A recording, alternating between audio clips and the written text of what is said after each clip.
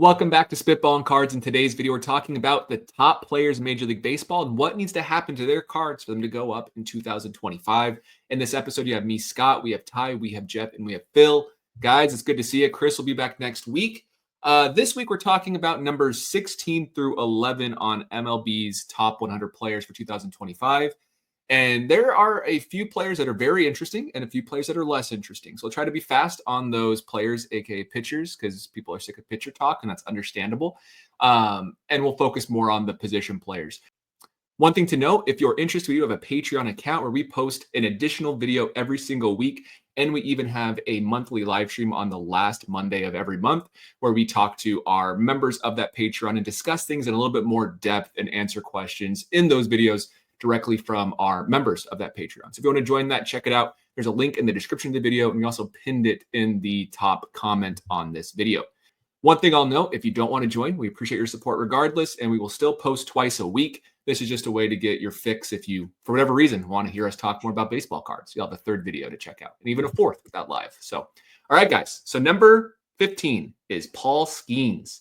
We've talked about Paul Skenes like quite a bit on our channel. And so we'll go very quickly over Paul Skenes, obviously very hyped up. What are your thoughts, Phil? What do you think he needs to do? What are his cards at? Is he already too high? What do you think?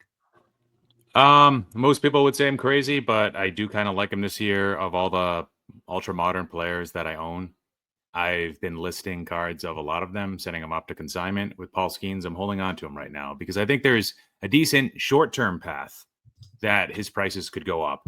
I looked at one of his cards actually in Market Movers, the Bowman Chrome Auto number to 499 Refractor from 2023, not 2024, but 2023 with the first on it.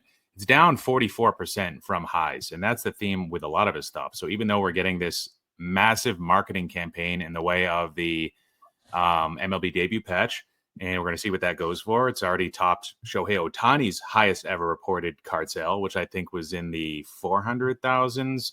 The Black Label Orange Hitting Pose Bowman Chrome potentially. So he's already over 500. I don't know how high it gets, but I think that could be good for potentially the buzz and the collectability of some of his cards. I like Bowman Chrome Autos. I like the way the price versus Topps Chrome update. I don't think he's a good long-term value. I'll be clear. But I think short-term, the probability of him getting injured, sub 50%.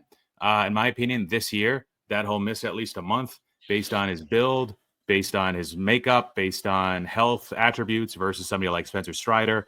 And I see there being a path for him to gain value because he transcends other pitchers. He can separate himself where hitters, young hitters, they've got a lot more competition right now. Anybody disagree? Ty, what do you think? I didn't get a chance to weigh in the last week. It's good to be back. And by the way, everybody's doing great at home. So baby's healthy, mom's doing great. So I'm happy to be back talking to you guys. So I didn't get a chance to weigh in on Skenes, but that is crazy when you really think about the price that this card is going to go for, and we don't know where it's going to wind up yet, but that just in and of itself speaks volumes about the hype around Paul Skenes. I do think there could be a lot more buzz with him this season if he continues to perform. But as you said, Phil, he's down on a lot of his cards over the last 3 months, 6 months, since last season.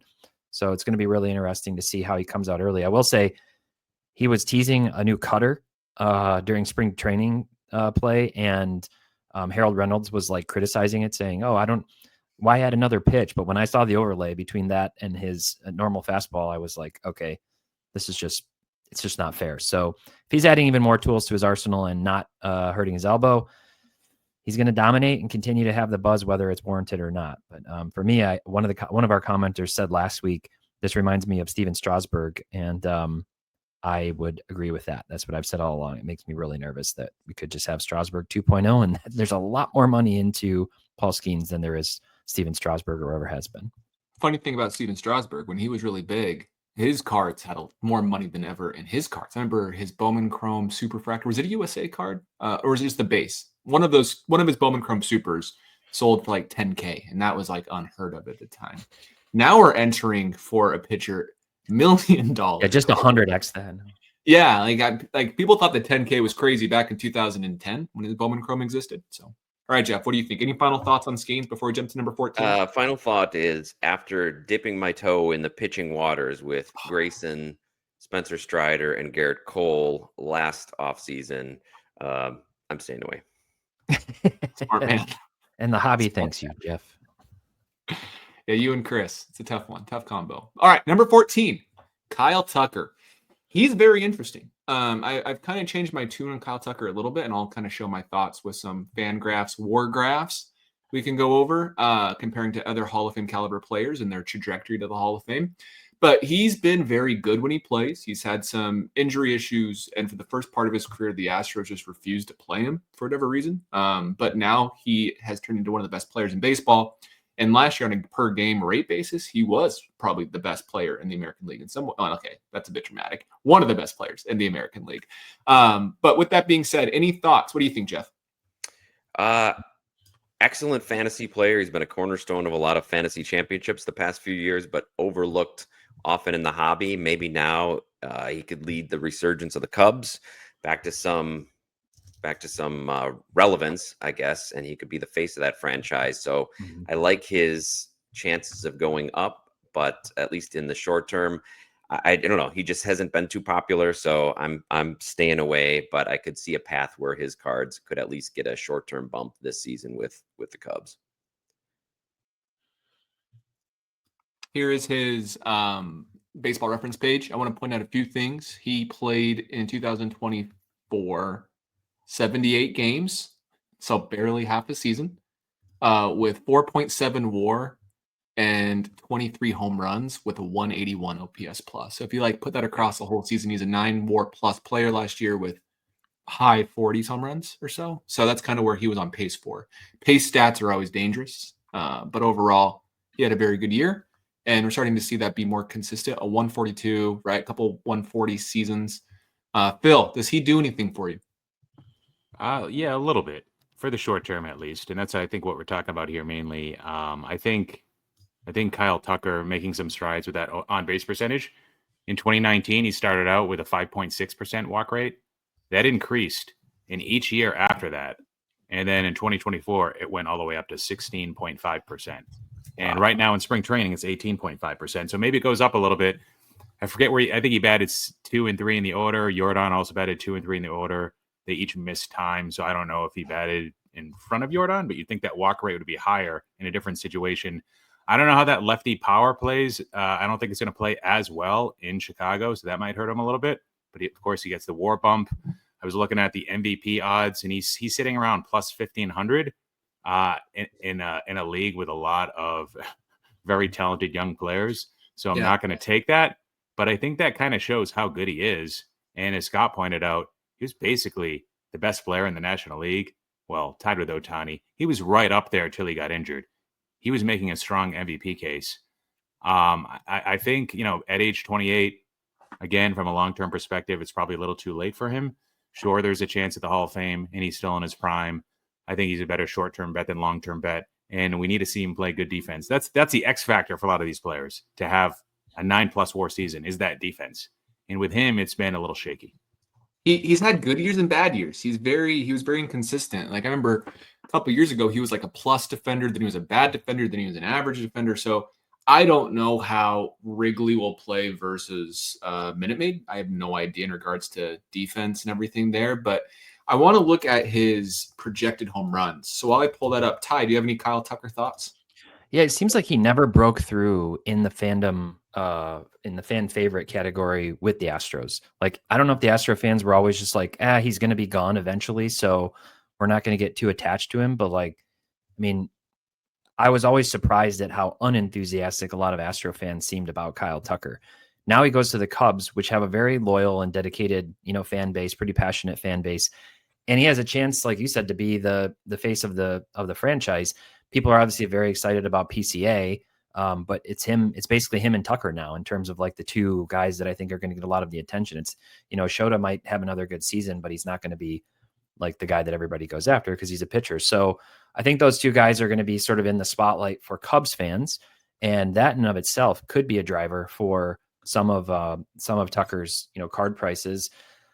In that division, obviously, I think you still got the Brewers who should be in the mix and the Cubs. And then I think everybody else is kind of chasing after them to win the division. So if you're thinking about a playoff push, it's probably safe to say those two guys are are up there. I'm just looking at Tucker's Bowman first auto PSA 10. That is up 8% in the last 90 days. So not a lot of those in circulation. Maybe I'd be better to look at a BGS 9.5. His Bowman Chrome Red just sold for like $7,500. So like that kind of gives you an idea in comparison to other players. Do we feel like he's not cheap? Let's just say that his cards aren't necessarily cheap. If you want to pull up any market movers graphs, that'd be sick, Ty. I want to show us a few things about Kyle Tucker. Very first one is how is he going to play in Wrigley? And I think a very important thing that needs to happen for Kyle Tucker's cards is he needs to stay with the Cubs, right? Or we're going to, like, if he goes to the Yankees next year, which is a possibility, or whoever else might need an outfield bat, which every team can use a good outfield bat. But we can look at his expected home runs. So if we go to Wrigley, about 127 to give you an idea. If we look at Minute Maid, it was 131. So basically neutral. The park factors are not really existent there for Kyle Tucker.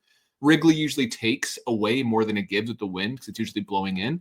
But if we go to somewhere like Yankee Stadium, this red indicates that it's an outlier, but he's actually pretty even across the board, except for like in San Francisco, which makes sense, where it really hurts him. Or St. Louis, which is a very not hitter's park in a lot of ways.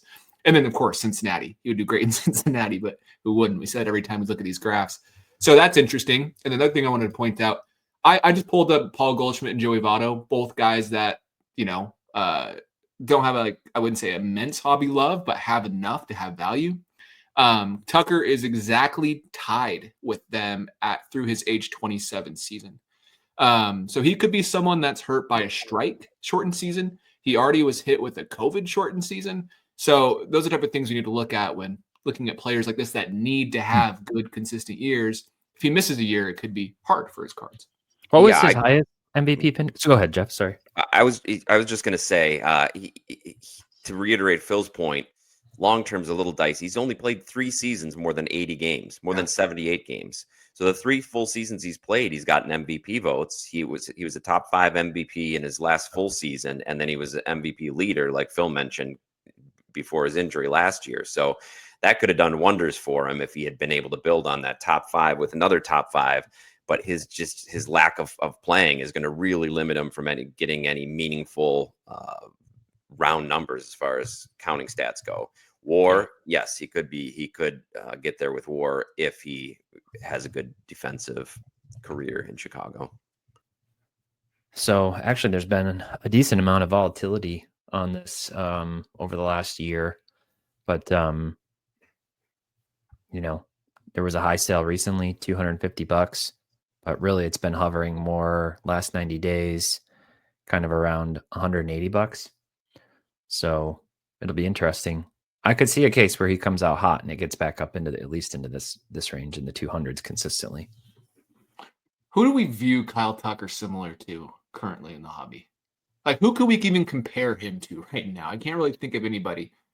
Xander Bogaerts before he went to before he went to San Diego. Like, who is Kyle Tucker comparable to? Alex Bregman? I don't know. Bregman, but Tucker has way more upside. I know Bregman had an MVP2 finish, but that has some like weird stuff tied to it. He's probably close to Austin Riley. He's Riley? A little bit below Devers with regards to like at least what their Bowman Chrome autos would sell for. Yeah. I'd agree with that. Like I don't know. Tucker has a lot of upside though. Like the defense Phil talked about. He did win a Gold Glove 2 years ago. We need to mention that. So he has that capacity to do. But I don't know. It just feels like if you're buying Kyle Tucker, just be okay with losing money. I know that sounds stupid, but buy him and then enjoy watching him. And if it turns out to be like, cause if you told any of us that at the end of his career, he was a Hall of Fame caliber player, I don't think we'd be shocked. If you told us that he had just a good career like he currently has, doesn't make it, I don't think any of us would be shocked either. So he's tough. So where's he at right here, Ty? He's at 163 on the last sale, 180 average over the last 3 months, whereas Tucker's at Bregman's at 134 on a 125 average, Riley 145 average, but recent sale of 125. So he's about, what is that, 30% higher? Speaking of red Bowman Chrome autographs, A Bregman just went for like $1,800. Great price on that card. So while the base may be similar, the higher end Tucker is still outselling them pretty fancily, pretty drastically. So 18 percentile sprint speed. Is that what I'm really reading here? low? Because I did notice the steals were a little bit lower last year, even in that partial season. So that is interesting. I wonder what that number would have been a year before. 33. So bottom third. Okay. A lot of red still, though, but so you'll see this not qualified, but it still will show you where he would have been if he was qualified. Yeah. So a lot of red is good. His fielding was above average in a short time. He has 1 outs above average. It would have been higher if he played the whole season because it's a cumulative stat in a lot of ways. I will say with the injury last year. Well, with the injury last year, I mean, maybe you guys mentioned this. I was trying to look up some of his stats, but it was a shin fracture because he like smoked a ball up his own leg, right? So it's not necessarily an injury you would expect to be a recurring injury, something that's going to keep coming back. It was more of a fluke baseball injury. So, his prospect of playing a full season this year, I feel much more confident in than other players who might be dealing with like recurring back problems or something. Jeff can attest to this. Christian Yelich broke his kneecap with the smoked ball off his kneecap, and he's never been the same. So like those injuries that don't seem like a big deal, they can be sometimes. The outs above average the year before was 9th percentile. So he's fluctuating a lot. And I was looking at Baseball Reference too, and it looks like it's a similar story there. He was 9th percentile. Wow, I want to show that. Let me share my screen. That's very interesting. So this is what Phil's talking about. So here he is in 2023. Again, 18th. This is total fielding. Outs above average, like Phil said, is 9th, but total overall fielding and including arm strength and arm value is 18th percentile. But in 2022, he was 91st percentile. And then 2021, he was below average. And then 2020, he was above average. And so that's crazy because usually defense is what can be most consistent. Yeah. So very interesting. So that's going to be what can really help him in the MVP discussion is his defense, which sounds silly, but voters like advanced metrics now more than they should. Yeah, maybe it was 2023 was a tough year for him. So DRS, which is one of the components, the major components in Baseball Reference's defensive WAR calculation, he only saved 1 run in 2023, but he saved 13 in 2022 and 14 runs in 2024 in the partial season. Wow. So maybe the future's bright. Yeah. Okay. Well, is that enough Kyle Tucker talk? Yeah. Number 13 is someone I think we'd probably get a little bit more excited about in regards to like hobby values, and that's Vladimir Guerrero Jr. First of all, do we feel like this ranking is appropriate for Vlad, or do you think it should be higher after the year he had last year?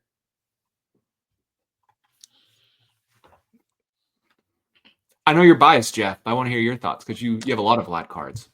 Yeah, I don't know. I'm trying to remember exactly who else is in front of him on the list. I feel like this is probably appropriate given his defensive limitations, but he could prove himself to be worth more if he has another season like he did last year. And he's kind of the opposite of what I was saying about Kyle Tucker in the last 4 years. I think he's missed a total of 10 games. He's been playing at least 156 games in each of the last 4 years. I think he led the league during the COVID year. He played every game or was tied for the league lead. So he is on the field, which is a huge boost to his counting stats as well as his MVP case. And so, yeah, I like him. I'm excited to see what he can build on for this year. And I think he still has some room for his cards to go back up because he's way off of his highs.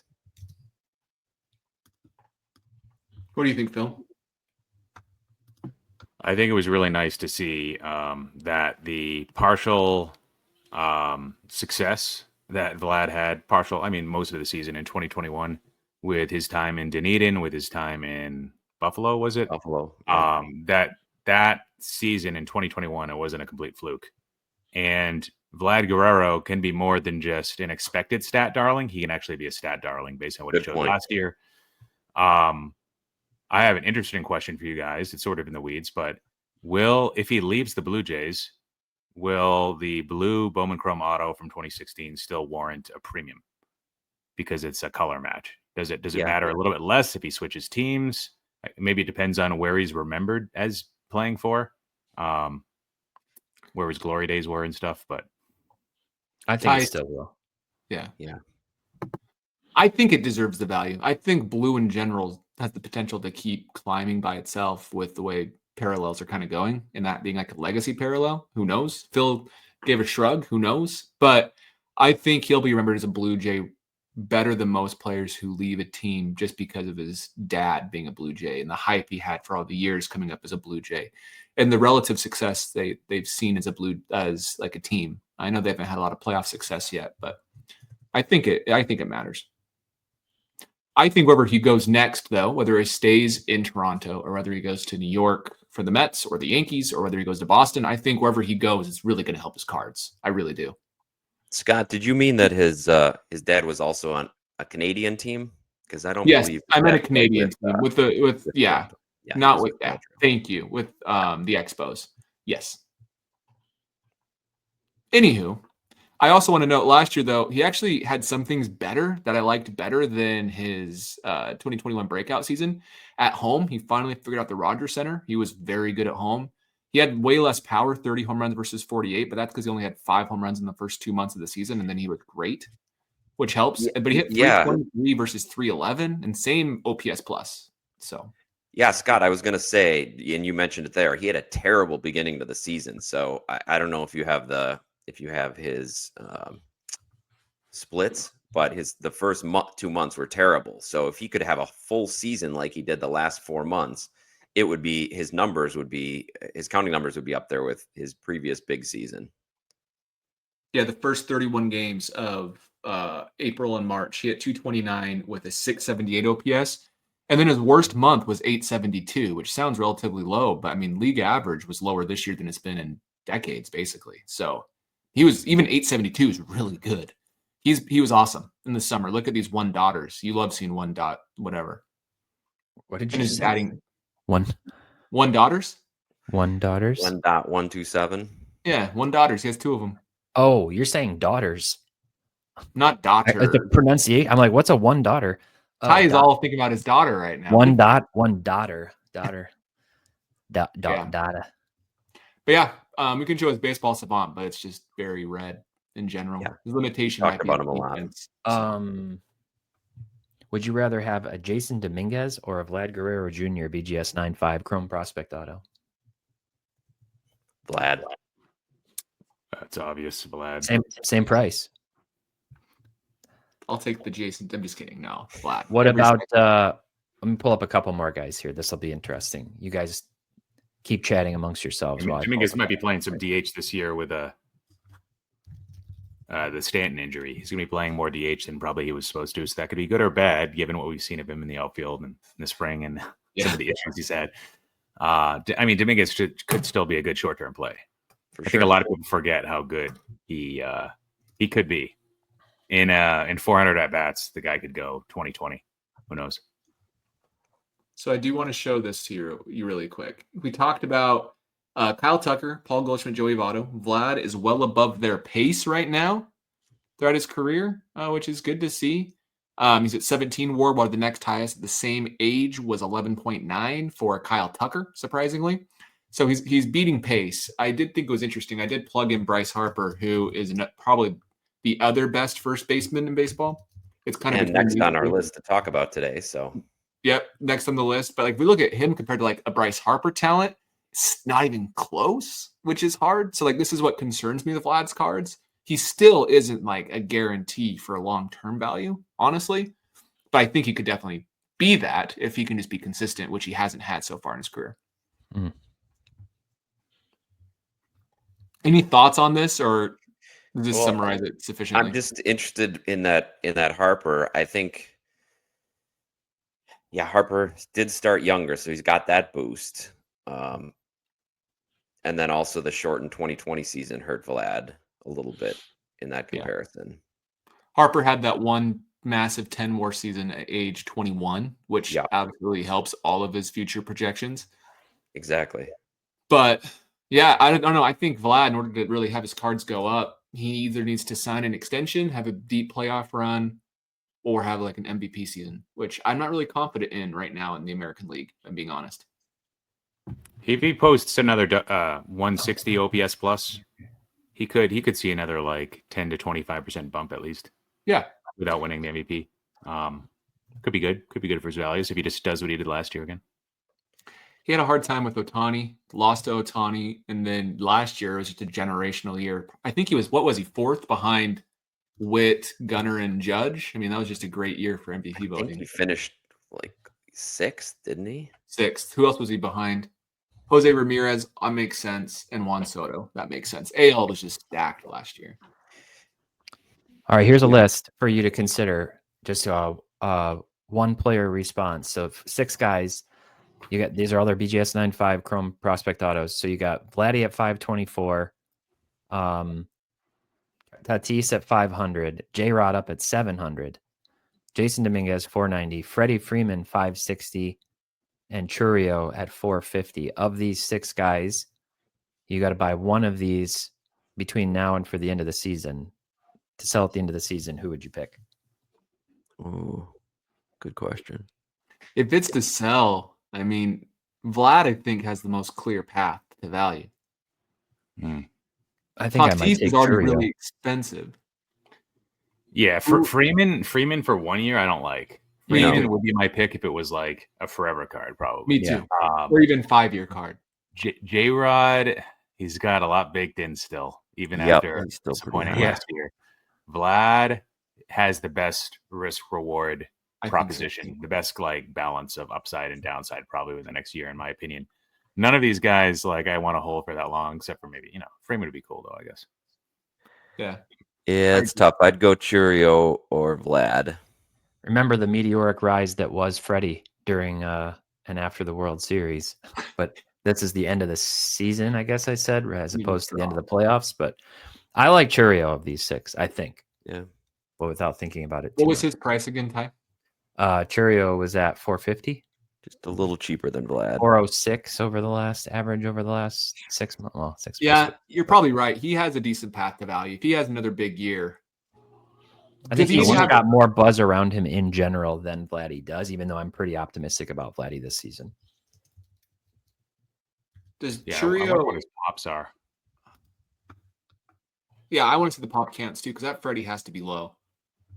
The Freddie's probably pretty low, yeah. A lot of those. Could Churio have like a similar season to second half Churio last year? And that's what he needs to do, just have a great year. Like, Jeff, how do you feel about Churio heading into 2025? Yeah, I'm excited. He just kept improving as the year went, similar to his previous minor league trajectory, and he was peaking right at the playoff time. So, after talking about Vlad's slow start, Churio's start was even slower. But I'm glad they stuck with him. And yeah, if he could come out hot and get a full season like he had his second half or like he had the last 4 months, he would be he could be in the top 10 MVP conversation. Let us know in the comments who you're taking, Churio or Vlad, if you had to pick between the two. I was going to say, take that training wheels off. He needs to run more. You need to let him run more. Yeah.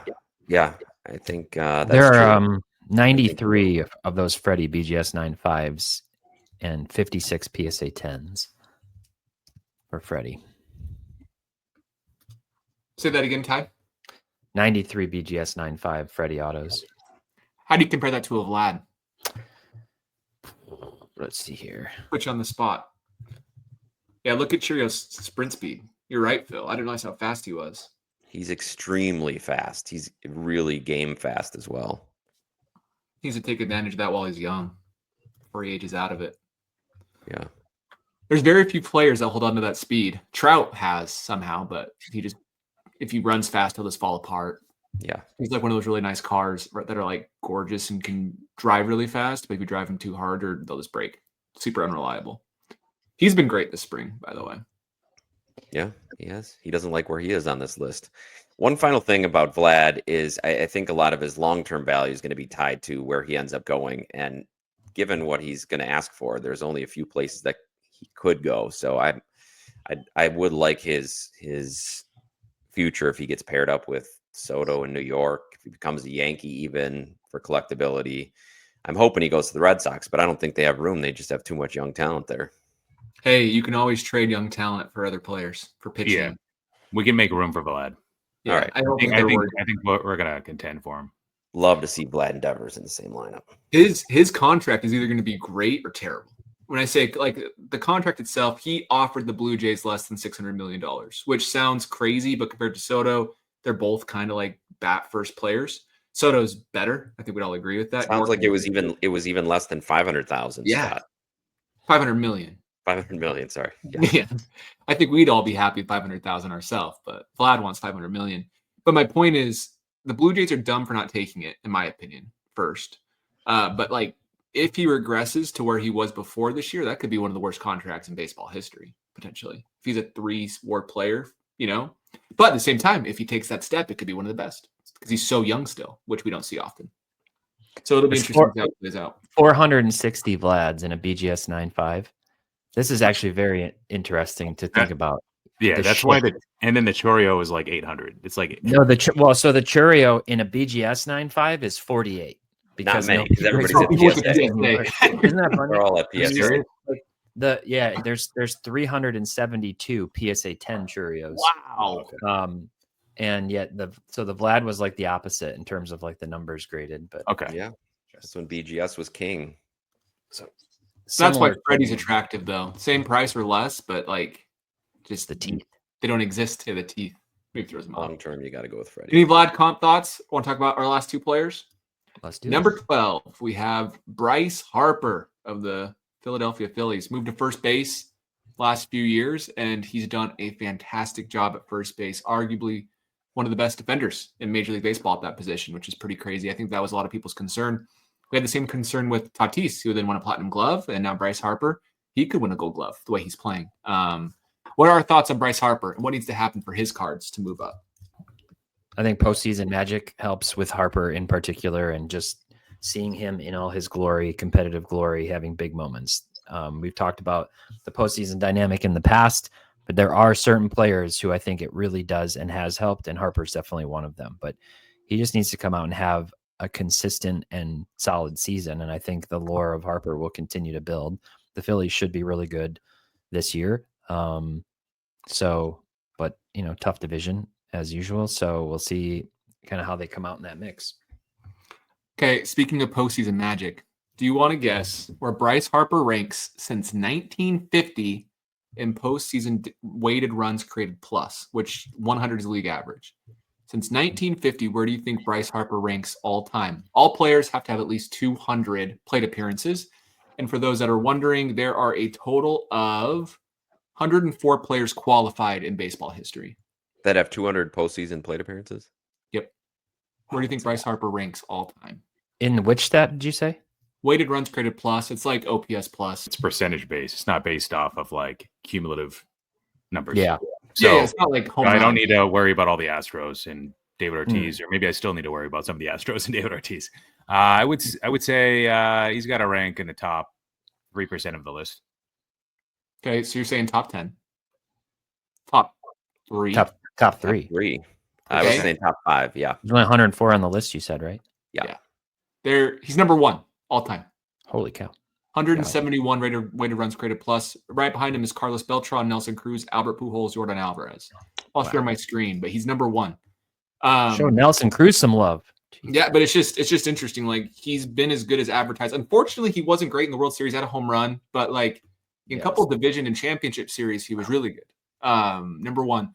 Funny thing is, the reason I know this is because looking at Aaron Judge, I like Aaron Judge.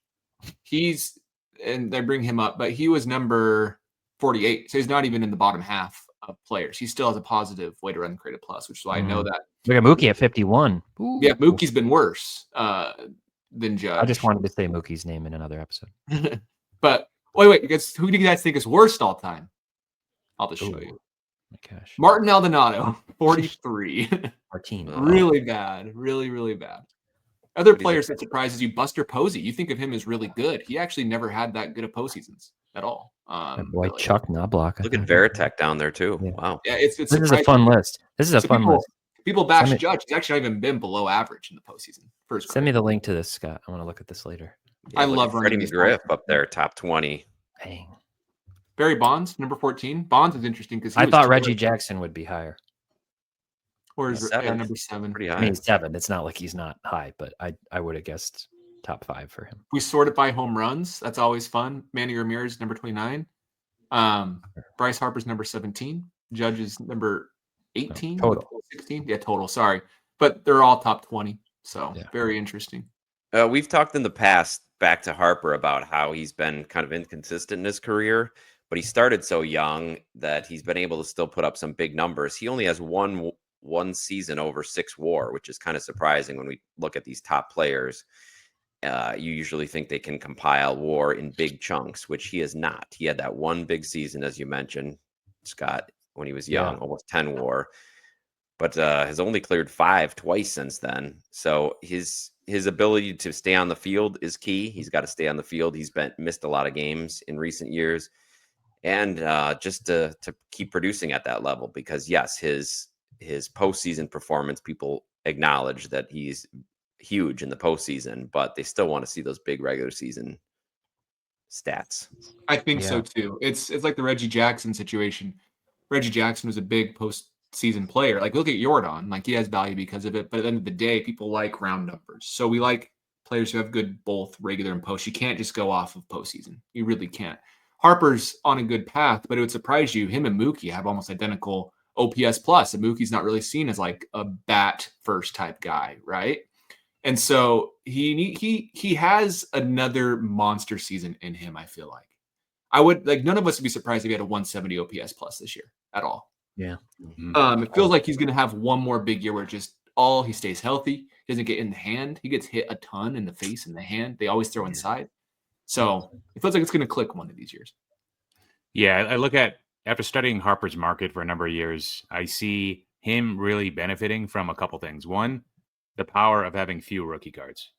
Yep. There's not that many alternatives. Every alternative is a good one for him. It's not a matter of like, oh, which is the right one? They're all right. And then the other thing is, it's a little bit more nuanced than whether he's likable or unlikable. It's that he has allure and he's appealing to a lot of fans and collectors. And sure. I noticed that he doesn't need to do too much on the field for his prices to go up. It's like somebody like Kyle Tucker.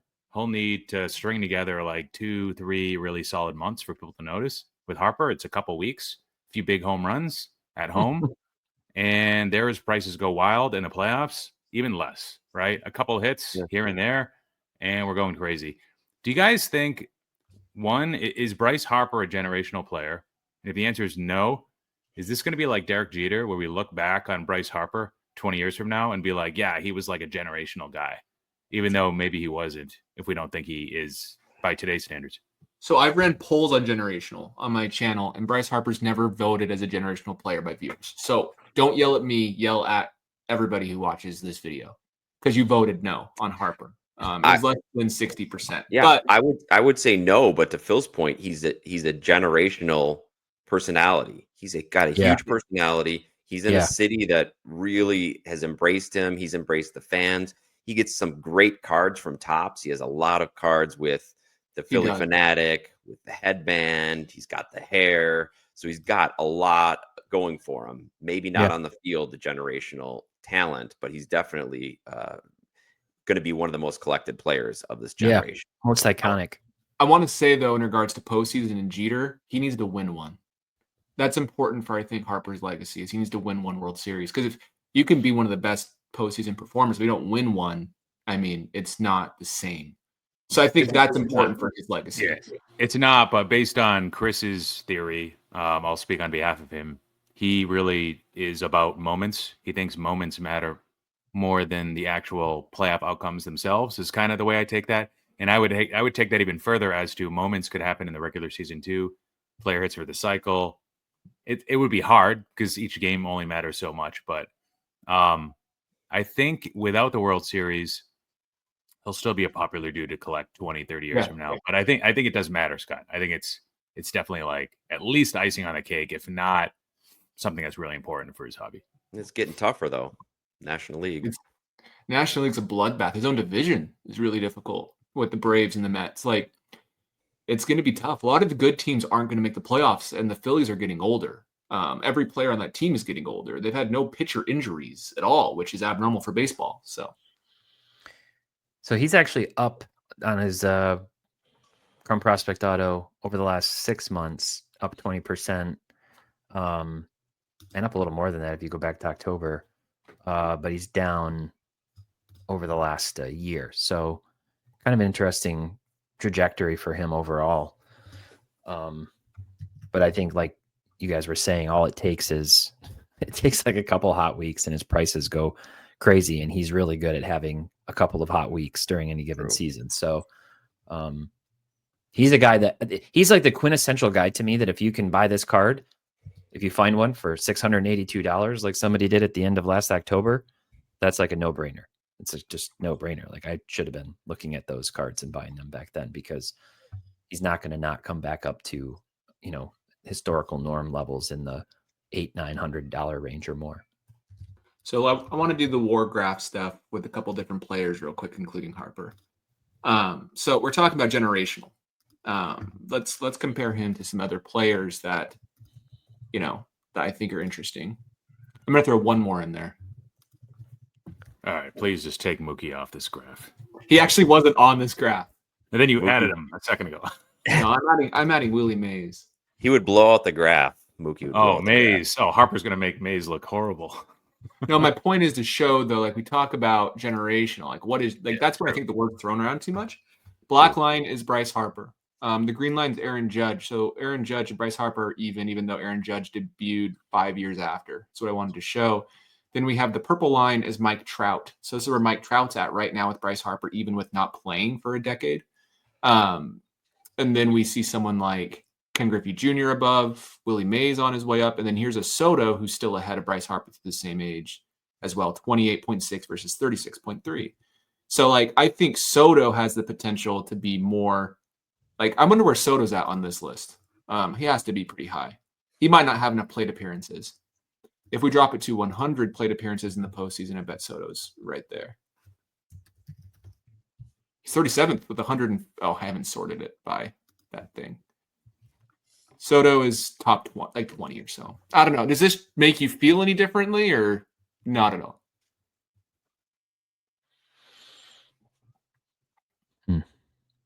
He's below a lot of he's below the caliber of all-time great. Yeah, let's see how the next 10 years go. It's interesting. Yeah, we got to get that one time. I don't know. So, anyways, that's Bryce Harper. I think there's a real path for his cards to go up. People like him in Philly. If he wins a World Series, his cards will be very collected. That's kind of my thought process. That's all that's left for him to do. 2 MVPs. He's great. Phil, maybe this is a question for all of you, but especially for Phil, I would think.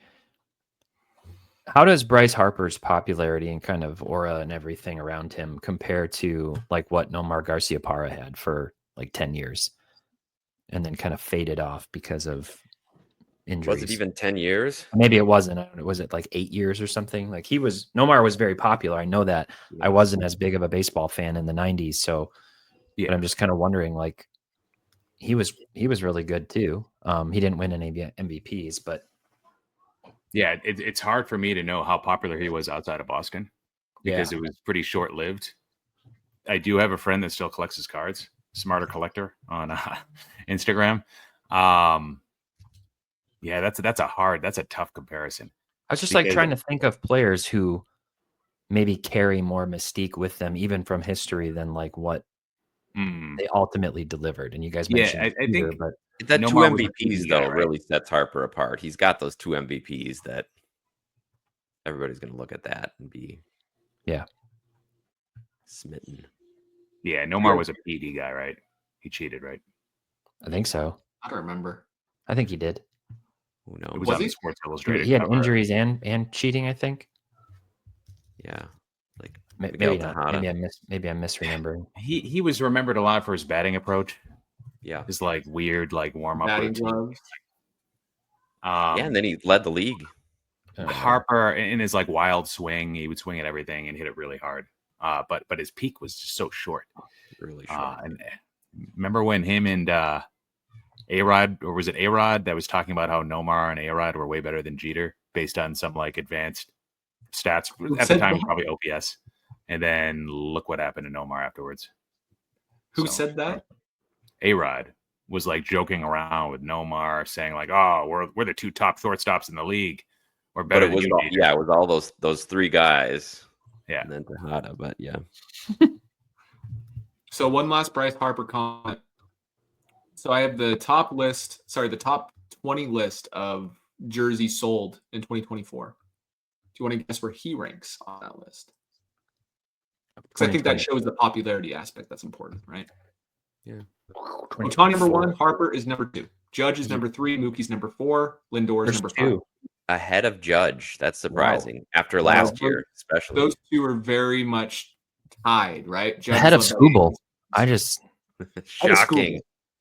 Transitioning to our number 11 player on this list, and probably pretty quick conversation, but Tarik Skubal. How do we feel about his cards? Ty, it's all you as a Tigers fan. Tarik Skubal. Tarik Skubal. Like Eric with a T. Like Eric with a T. Tarik. He's amazing. His cards should be worth way more. I'm happy they're not because I can buy them. I wouldn't put a ton of money into Skubal. I just wouldn't. I mean, I think he looks like he's built to pitch and he's a competitor, but the Tigers aren't a super collectible team outside of Tigers fans, and I'm not sure this is their year yet. So he had a great year last year. It was amazing. I hope he can repeat this year. But other than that, from a card perspective, I don't expect too much. One of 22 pitchers all time to win a Triple Crown. Him and Sale both did it last year. Yeah, that was pretty wild. And they're both unanimous Cy Youngs, which is pretty cool. He needs another Cy Young to take another leap. Who was the last pitcher that won 2 Cy Youngs in a row? Scott, do you know? Jeff? DeGrom? Might have been DeGrom. It was DeGrom, 2018, 2019. So for Skubal, his Bowman Chrome Raw Auto from 2020 Bowman is selling for about $120 to $135. I looked back at Corbin Burns using market movers, and I checked up on what his prices were at the year after he won the Cy Young in 2021. So like mid 2022, and you get his Bowman Raw Auto for like $40-ish, $50. And he was actually on pace. It looked like he could have followed up with another Cy Young, but different market. And that wasn't really even a first, the card from 2018, right? Because he had the first card from like 2016 or whatever. But Tarik Skubal just had his first successful full season at age 27. He's now 28. So I think there's some pretty serious health concerns. One Tommy John he had back in college when he was like 17 years old or something. But he's had I know he has the pedigree, but he's had a lot of issues. I think maybe why he's selling more now than what Corbin Burns sold for, even though Corbin Burns was cheaper when he younger when he broke out, might have to do with the how good Skubal's season was. The Triple Crown. Mm-hmm. And I think he's like plus 400, plus 500 for like DraftKings odds to win Cy Young this year. He's the favorite. I think Garrett Crochet's behind him. The one thing, like, it's all about health with pitchers, which we always talk about, but it feels like a pretty clear front runner. And I think we all believe if he just stays healthy, he'll win it again at this point, how good he was last year. So I don't know. Cards, though, he's 28 years old with 11 career WAR, and he had his first real good year last year. So like you said, Phil, he needs one more. I think that's when we'll see some movement. But until then, I don't see a ton happening. So Ty, good news for you. Yeah, I just want to say quickly, we touched on this on our eternal Chris Sale conversation last week, but I think it's going to depend on how we view pitchers going forward. He's obviously not going to get the big career WAR numbers. He's obviously not going to get the big career win numbers.